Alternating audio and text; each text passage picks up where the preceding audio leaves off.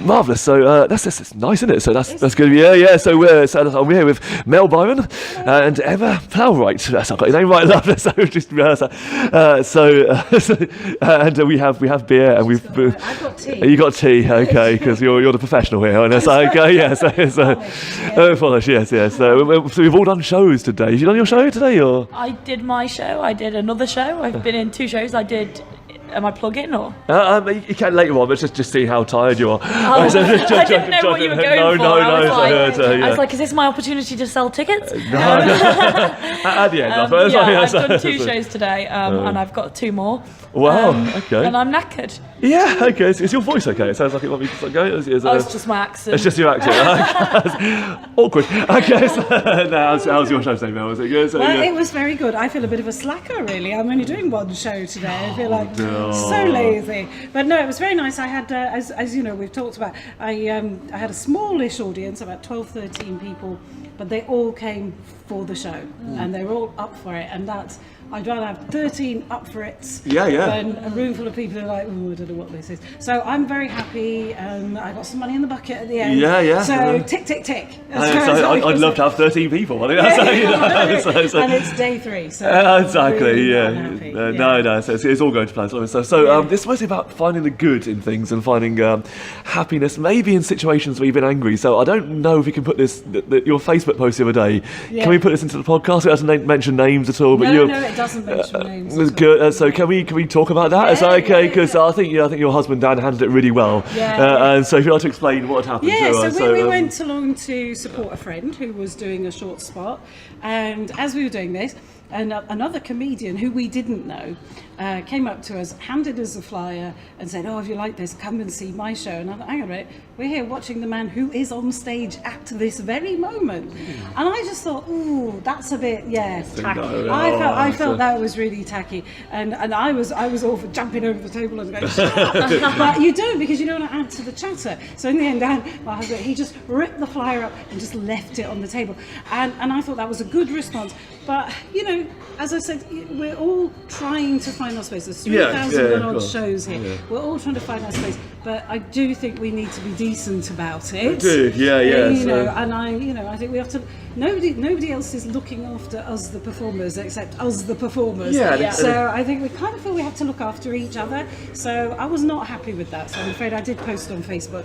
I'm not naming names. No, I wouldn't expect to. Nor will I. Did you get a sense that it was his first Fringe? Was he? I fully suspect it is. And benefit of the doubt, he might have left, because it was in a pub, but he might have got woken up the next morning and thought, maybe I shouldn't have done that. So let's give him the benefit of the doubt. Hopefully he'll see this and know it's him. Feel the guilt. Did he see his fly ripped up? Do you know? I don't know, because the next time we looked, he wasn't there. It's a shame. So maybe he did, and maybe he walked out in shame. And I don't want to name and shame people, but at the same time, I want people to behave well and for us all to, take care of each other. Of course.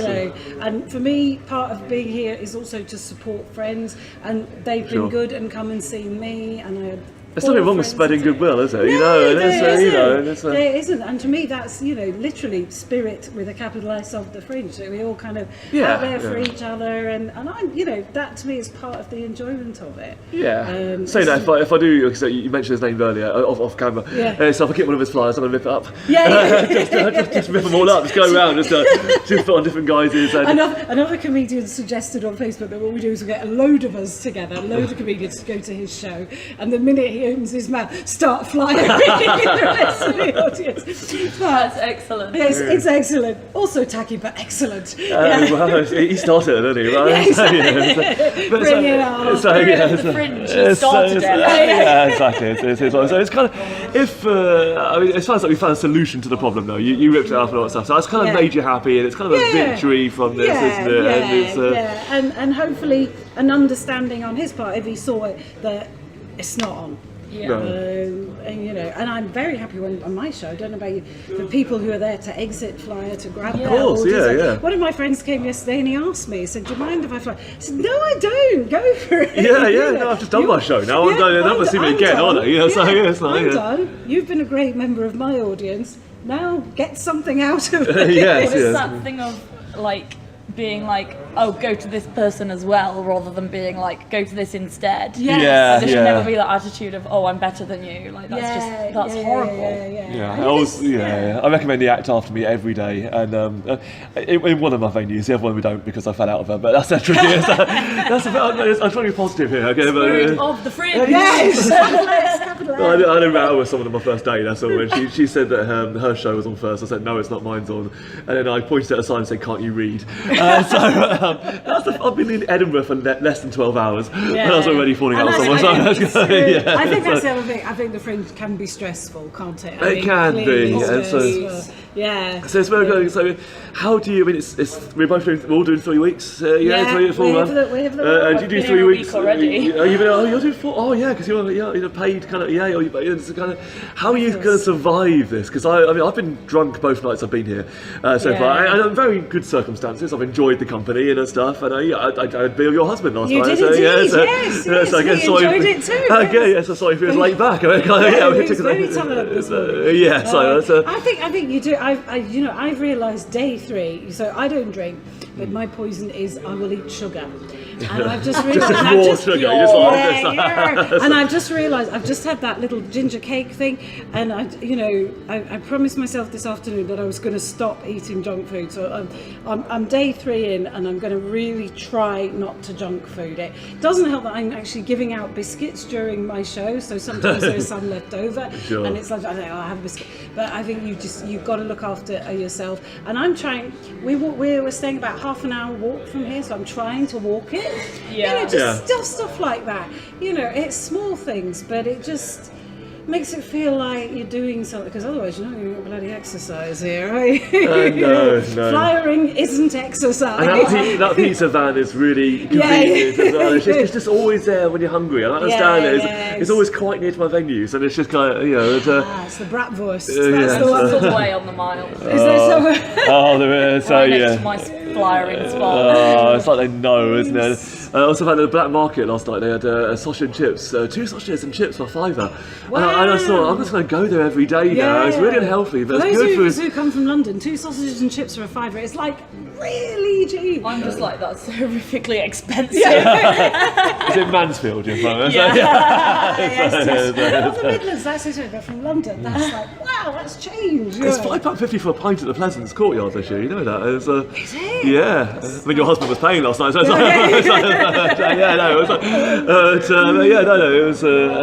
that's alarming, isn't it? It is, actually, isn't it? And that's it, you've got to, I think you could very easily at Edinburgh, especially if you're doing the free show where you get in the bucket, you could very easily spend more than you are getting in every day, and I think you have to kind of... I'm very aware of that. And I was chatting to Frizzler, so probably the same episode of this actually, and he was just saying how he had this routine, if it's a good show, he would buy a beer to celebrate, go, hey, but if it was a bad show, he would still just drink to commiserate, actually, and it's just constant drinking, isn't it? And I know he's trying to get out of that now, and I think I should pace yourselves a little bit. Absolutely. I have a girl, she's doing flyering for me, she's also got a show on, and I said, do you want me to pay you every day, or do you want me to pay you every few days? And she said, no, can you pay me every few days? Because if you're giving someone a little bit of money every day, it easily just kind of goes... £10, £15 if I give her some money every few days, she's okay, that's proper money, I won't spend it. I'm having my flyering job bank transferred to me for that exact reason, so I don't have physical money.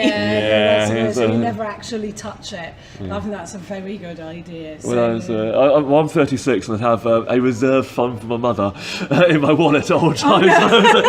She gave me some money, she says, in case he gets stuck, and I'm 36, Mum. And I earn more than you do, but it's kind of, bless her. Bless her for even thinking of that. Assuming that, because I was chatting to a mate about it the other day, and she goes, but I know you, Paul, and if I was your mum, I'd do that as well. I know what you're like, I know how reckless you are. That's worrying, isn't it? But Says more about you. It's going to be a long run. It's been long for you already. I'm only 2 days in. I'm knackered already. My voice is starting to go. But you got any days off? Do you have days off, or you do millions of shows? But there'll probably never be a day where I'm fully off. But I've got days where I'm not doing my main. I think but I am teching it. Yeah. So I'm still not fully off. I might have the 14th off. 14th, okay, Yeah, that's what. what. That seems to be very much. It's kind of the middle day, isn't it? Yeah. Quite a lot of people. Everyone's just like 14th. Let's not do it. Is that Saturday in the middle of the run? Is that what's going? Yeah, I think it's more or less it's sort of halfway. So is that when all the comedians just leave Edinburgh for a day? Because is that what you're gonna do with your day off? You're going to escape the Fringe? No, or well, I've actually got a a gig because there is a few compilation shows on that day, which I've not been able to do because they clashed with my show. Of course, yeah. So I'm doing one. I think it's called something like Life Begins at 40. Oh, yeah. I was too young. Sadly, I'm not. So I'll be doing that, and then after that. But what's nice is I don't have to flyer that day either for them. No. It's kind of for myself that day. Yeah. So I might actually go and take a little trip out, go somewhere. What's that? There's that famous chapel, the one that's in the Da Vinci Code, the Rosslyn Chapel, I think. Right. Okay. I might go and see that. I feel like a haven of peace. Yeah. I feel like, although I have to say, the Apex Bar is. I might go to a chapel. I might go to the Apex Bar. One of those days. Both places of worship. Might become a Buddhist. Might get a cake, which is quite nice. Yeah. I might eat cake. After today, I'm going to stop eating cake. No. I mean, because it's the 6th today, isn't it? Is it? Who knows? I know it's Sunday. I'm reasonably sure it's the 6th. Yeah. But we live in a big group, so we have a big house calendar with everyone's jobs on for the day, and today is. So come the 14th, you're going to be knackered if you're. So how are you going to deal with the situation on a day-to-day basis at the moment? Say you're all flagging a little bit. Is there something you can go for like an hour? We just found this place, obviously it's awesome. But is there a way of dealing with that? Because I was chatting to someone the other day who just watched Star Wars. This day he just goes. Do you have that distraction I at think all? you have to go to your happy place, and mine is I love watching old movies, and I'm forever going on YouTube and streaming sites and watching them on my tablet. And last night that's what I did, and it was only day 2. I just thought Dan was going out, he was meeting you, having a drink. And I just thought, no, I'm just going to sit and watch an old movie. So I'm doing my happy place, the same happy place I'll do when I'm at home. I think you almost have to bring that. You have to bring your happy place with you. But you're not feeling the pressure because it's a Saturday night about the greatest arts festival in the world, and we should be partying. Do you know, because I'm part of the greatest arts festival. Do you know what? I'm trying to treat this, because I used to travel a lot for work, and that's part of what my show's about. I'm trying to treat this as like the most fun business trip I've ever done. And on business trips, I would do the same. Like I've done now, I'm going to go back to the hotel and watch a film. And so I'm trying to treat it like that a little bit. Today's order of business is flyering, do show, flyering, meet Paul for podcast, do more flyering, see another show, go and support a friend. That's my business for the day. Right, Let's add less business. So then I stayed at home and watched an old movie. So that's what I'm trying. And I rented an Airbnb. I don't know about you guys. Rather than stay in a hotel. We've got a kitchen and all that, so you can make your own breakfast. So that's quite nice. And also, we're not staying bang in the centre of town, which I found very nice. It takes about half an hour to walk to here. And I find, again, so it feels a little bit like commuting every day. So it is weird. I know it's my mind, but I'm treating it like a very, very nice business trip that I've paid for myself. And you're going to lose lots of money. I'm not on expenses. Because you're totally involved. You're doing so many shows. Are you going to have a breakdown? Is what I'm asking politely. Are you going to get? I think the thing is, like, my happy. This sounds so. Do you know when something you say it and you're like, don't say that? It's too late. Started. So loads of people from uni have just uplifted and upped and come to Edinburgh for the month. Loads of friends are here. So like when I'm in central town, I'm always within like 5-minute walk of a friend's flat. So like, I've got 2 flyering jobs as well as my shows. So between those, I kind of stop in and see people and so far I've not had a breakdown. I'm hoping it will stay that way. It's early days. I'm not willing to have one. It's not at all. Not weird, but it's kind of. I'm concerned for. That's a sense when I met with a comedian yesterday. I said, "Should we meet in the bar?" He goes, "No, let's go for a cup of tea somewhere, Paul. Let's look after ourselves. Let's do it." That's the other thing. I live quite centrally. Like we've got a flat for the month because we're a troupe. We've got a plan for everything that's happening. We know who's cooking, who's washing up, who's flyering on every day. Wow. So it's all laid out. It's very Cambridge, isn't it? Yeah. So we get up, we buy food as a flat, we have breakfast, we all go out doing like either shows or flyer, and then we come back and someone's making dinner and it's quite like domestic and chill. So you've got all that hecticness, but then you get back and you all know what you're doing, and we're like, it's like having a little house. It's always trying to bring the spirit of home to the Edinburgh Festival, and that's for me goes with that kind of work analogy. Is you go to work in the morning, you come home at night, you do your domesticals, and I'm trying to feel like that. But don't you feel like you're actually here to escape that? I mean, I don't like domestic stuff at all, or vegetables and all that. So I don't eat any vegetables for the month or salad. So I kind of is there a point? I mean, this is a weird question because you're both really successful. I get that doing this, but no. But there's say your shows weren't going so well. Say you get like a middle of the run, and you start thinking, okay, this is a holiday now. This isn't a career progression. Do you get that? And then do you start getting drunk more? Do you start enjoying it more, or do you still have that business head on? Is it? I'm not sure where I'm going to be. That's a really interesting question because I'm trying to mentally fortify myself for anything that could happen, including that. And I'm not sure I'm going to be successful at that because what I want is to build up my audience every day so I get a few more people in. And of course there'll be some days where there'll be 2 people in, but if they enjoy it, that's fine. Sure. I try to think of it in terms of I'm doing it for them. And also, so if I get 3 people in, they enjoy it, but also, to think, well, at the end of it, like this is part of a process. The Edinburgh for me is the beginning, not the end. So that my show will be better at the end of the run than it was at the beginning. Yeah. And now what do I do with it? Come September, what happens? So the pressure kind of starts saying everything. Is what I'm trying to think of it as not. Because I think if you thought, oh, I'm going to Edinburgh, and then on the 28th of August you go home, I'd be like, oh, well, was that it then? Yeah, and I'm sure we'll all be deflated anyway. Yeah. But have a little bit of a rest and think, okay, where next? So for me, that's what this is about. So I'm hoping I've kind of fortified myself against that. Yeah. Oh my God, this isn't working for me because it's. It'll work in some way. Yeah, as long as you, I completely. So it's having a break thing. So I used to sort of believe that the year ended at the Fringe. Oh. And they came back, and then suddenly it's September, which I'd forgotten existed. And it's November, October, That's like the academic year, isn't it? That's like school, even now. That's how I do it. I go back to uni a few days after the Fringe. That's like how it's all laid out in my mind. Yeah. That's how your year pans out. School, Fringe, school again. So we're actually running slightly over, but chance to plug your shows, if that's okay. Okay. So do you have flyers with you by any chance that you can wave in front of the camera like this thing? Always having my very bright. I think with Emma it might be quite a few flyers. Just one of your. I don't have the flyers for my other shows. Oh no. I've only got the one. This is the one you care about the most. No, I'm directing. Oh right, okay. Directing improv. How's that work? Oh well, you.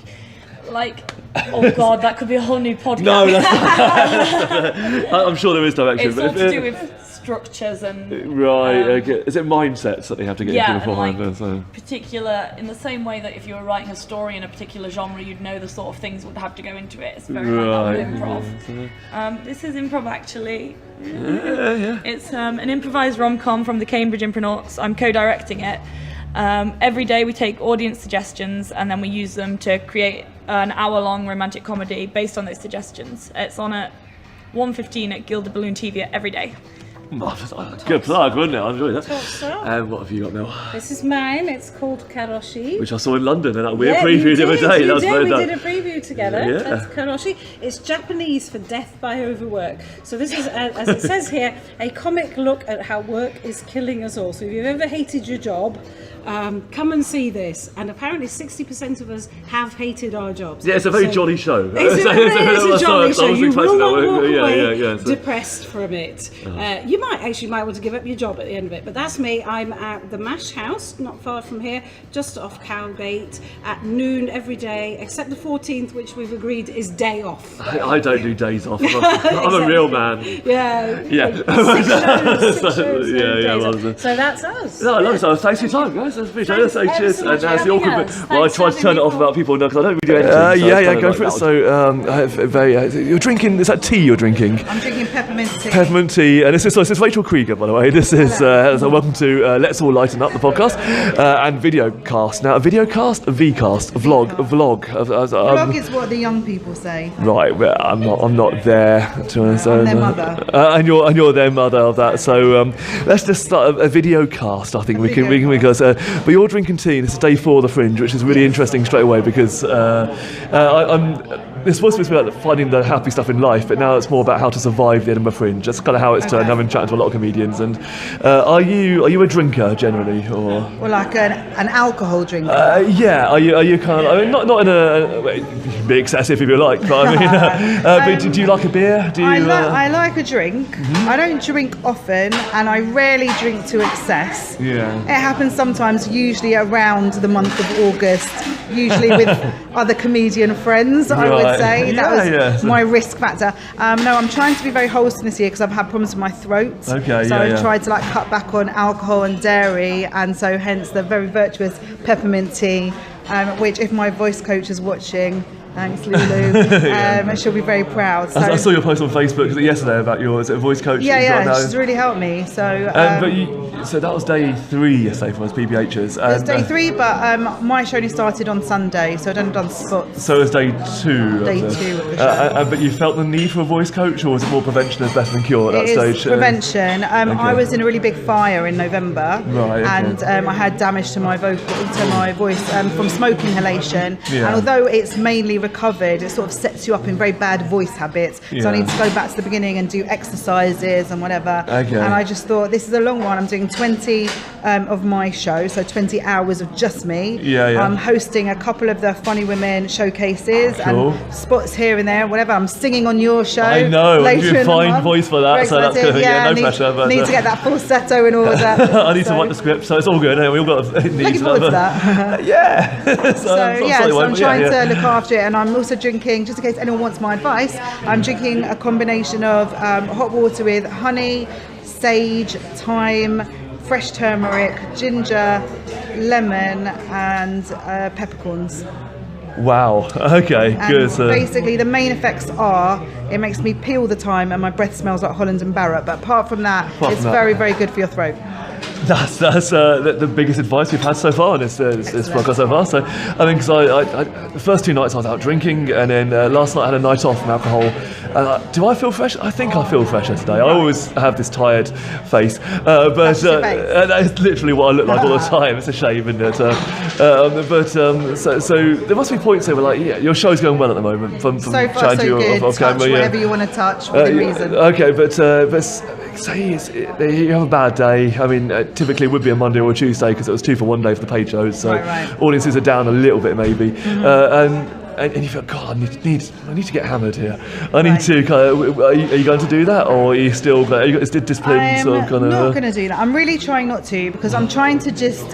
This is my first Fringe as me, just being me, doing a solo show, and I really want to experience it as much as possible. And I feel like a lot of responsibility. It might just be like the way my mind works. I feel quite a lot of responsibility to deliver in that show.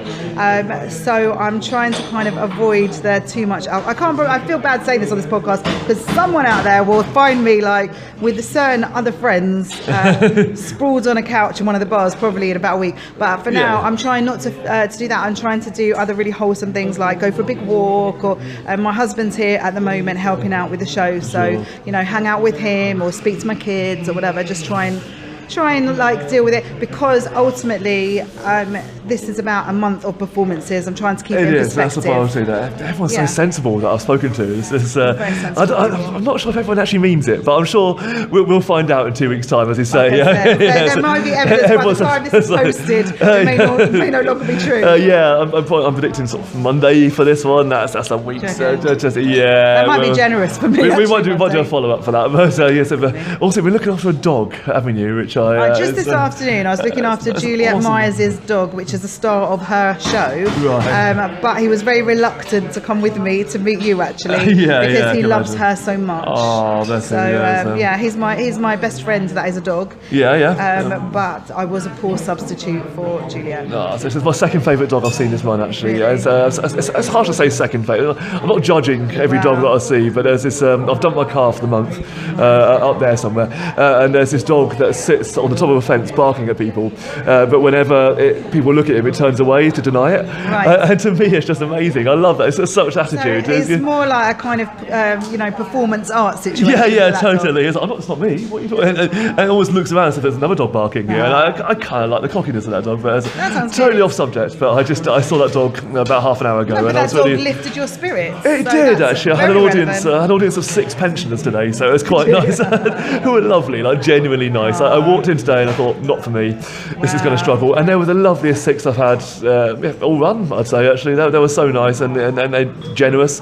Old people have money, happens. Old people have money. That's good. Maybe in Scotland.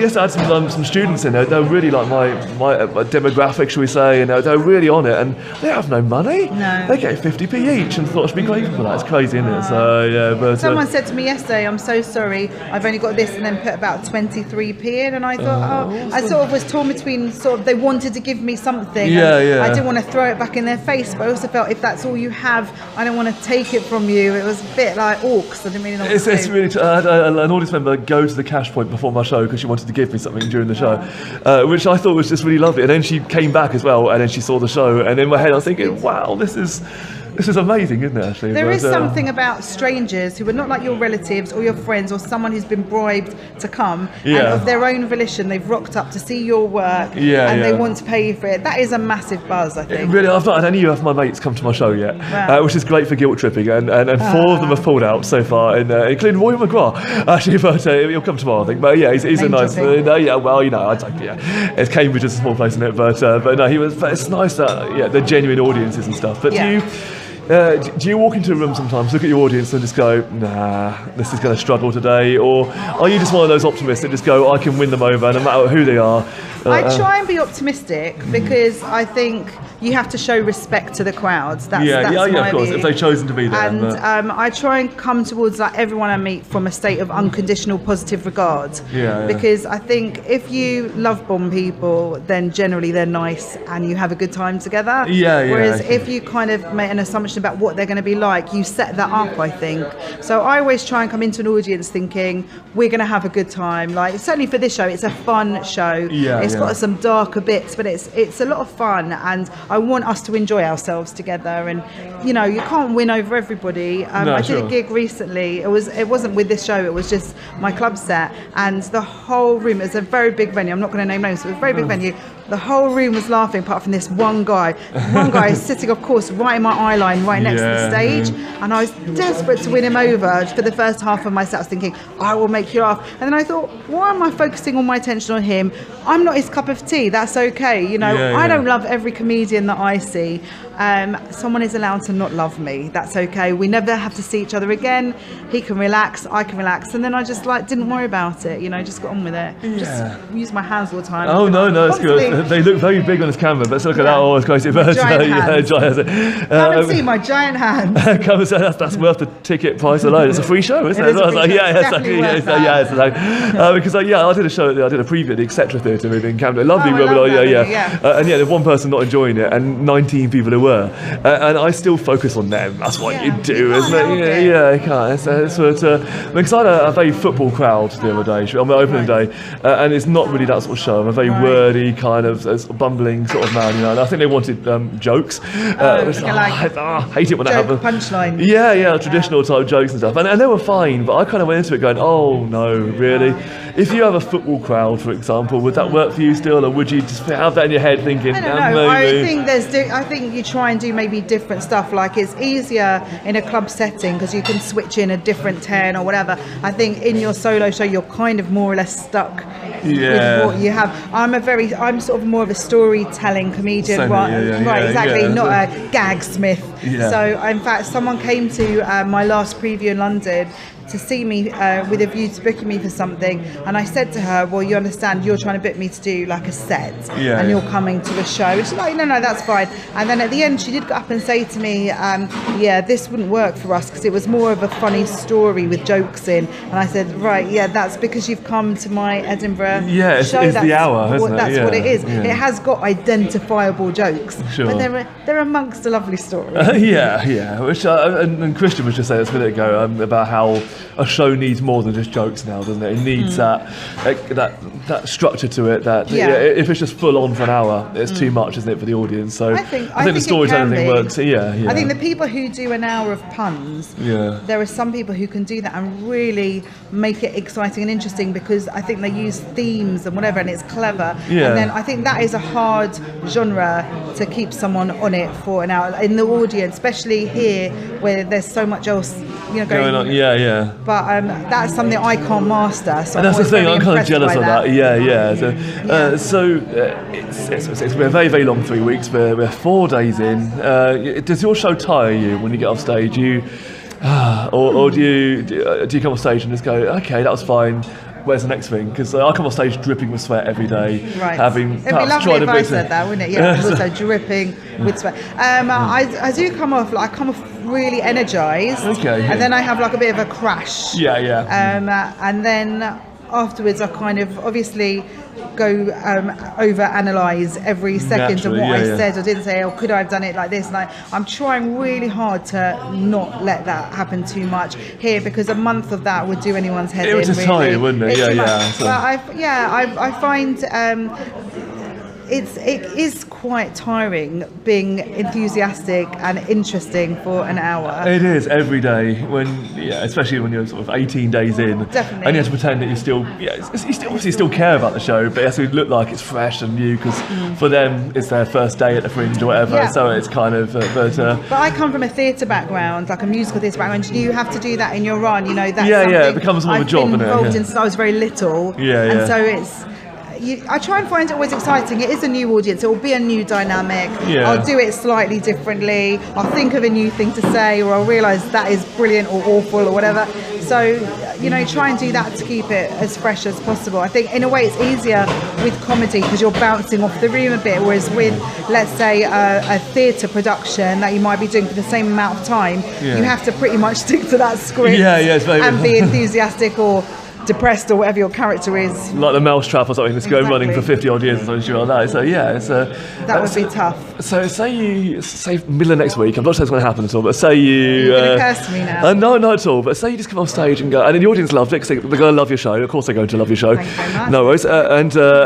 But you're just going to be a little bit drained by it all, maybe. Okay. Everyone has a little slump in the middle of the run. Where are you going to go? Are you going to find... Is there a cafe that you'd like to go to? Is it a happy place, basically? I'm trying to find... I love the Meadows. Banged on the table. Sorry if I made anyone deaf.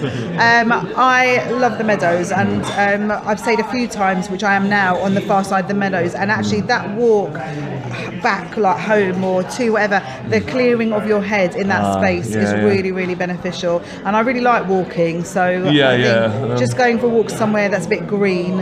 And I also, one of my aims is, because this is my 7th year coming to Edinburgh, it's the first year just being me doing me, but it's my 7th Fringe, and every year I think one morning when I haven't got anything on, I'm going to go to the beach, I'm going to go down to Leith, just look at the water. I've never done that yet, but it's my aim for this, so I'm hoping if I have a day like that, that I'll work that into my timetable to go and see water. Have you got a day off this one, or?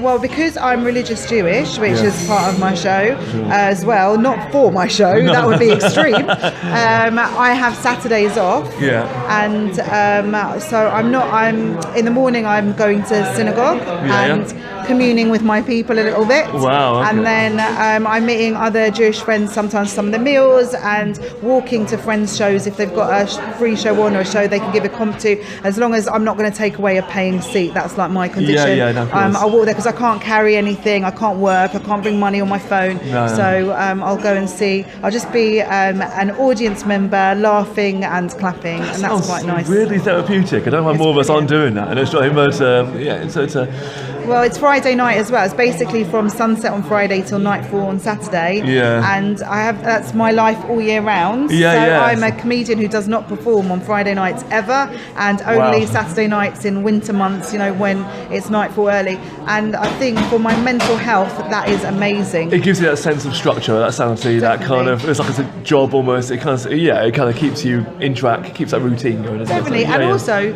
I'm with my family with no other distractions. So, as we all know in this industry, you're here, you're there, you're touring, you're this, you're that. Sure. I'm out nearly every night. It's only in the week. I'm often doing workshops and stuff during the day, or corporates or charity stuff. And then I know that I've always got 25 hours a week, which is just about me and my family. And we play board games, we talk, we hang out. I know what's going on in my kids' lives. That is a real blessing. That sounded so holy. That was a blessing. No, it's lovely. A lot of the acts I've spoken to seem to be of that mind. I think I'm in the wrong here. I've realised that now. I've had a few beers, I'm like, hey, party and stuff. But actually, everyone seems to be really in control of what they're doing. Maybe because I'm a bit older, I don't know. Like I was like that, and I have been like that. I possibly am still occasionally like that. But it can't be my everyday. No, of course. So you're a family lady and all that stuff. So as I asked Christian Smith, I'm running out of time here, but very, very quickly, say you were sort of a youngish comedian, which you are still very youngish, tricky territory side of it, I'm a youngish comedian. Just say you were 20, okay, and it's your second fringe or first fringe or whatever, and you're up for the first time, and you're kind of. You got all the excess in front of you. Yeah. Would you say go for it and enjoy the party, or would you say actually just look after yourself a little bit? What was your? I'd say there's fun in everything. Really that. Party some of the time, be sensible some of the time, go to the stuff at Fringe Central, like the different advice and workshops and whatever. Go and see other people's work. Treat it like the industry conference, the yearly industry conference of your business. So you don't want to get drunk every night and have it get back to Barry and accounts, you're unreliable. So you want to just have enough fun but gain enough from the experience. I mean, that's certainly my first Fringe. I think I felt like I've been run over by a truck. Just the brochure alone with like the millions of things. How do you choose what to go? Listen to word of mouth. Go and see one or two things. It's great to get out of your own head and see someone else do something of course. Brilliant. So do everything in moderation, but love it. Okay, I think I'm going to just do weekend partying as if I were back in Cambridge, and then not drink during the week. Apart from one beer on a Tuesday, but that's fine. We ignore that. You can't see that. It's a very big beer. It's a pint, but my hands are small. I don't know.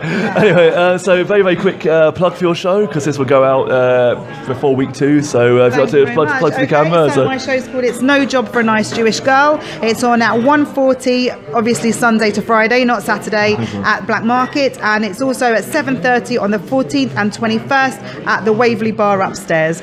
I can't believe I remembered all that. I'm very proud. And Black Market is actually a really nice venue. I didn't. I went there the other day, and it was. I didn't think it would work. I'll be honest, but actually, it's a real venue, isn't it? We've made it really a fun place to be. Everyone has had a hand in that. It looks fantastic. When I came on the first day, I could not see how this was going to be. No, that's why I thought.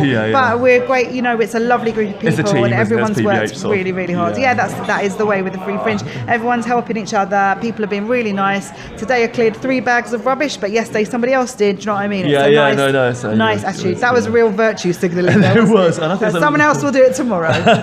Hopefully. So we'll leave it there. But thank you so much. I'm going to shake your hand. So cheers. It's on camera. Thank you very much. Thanks so much. Cheers. Thank you.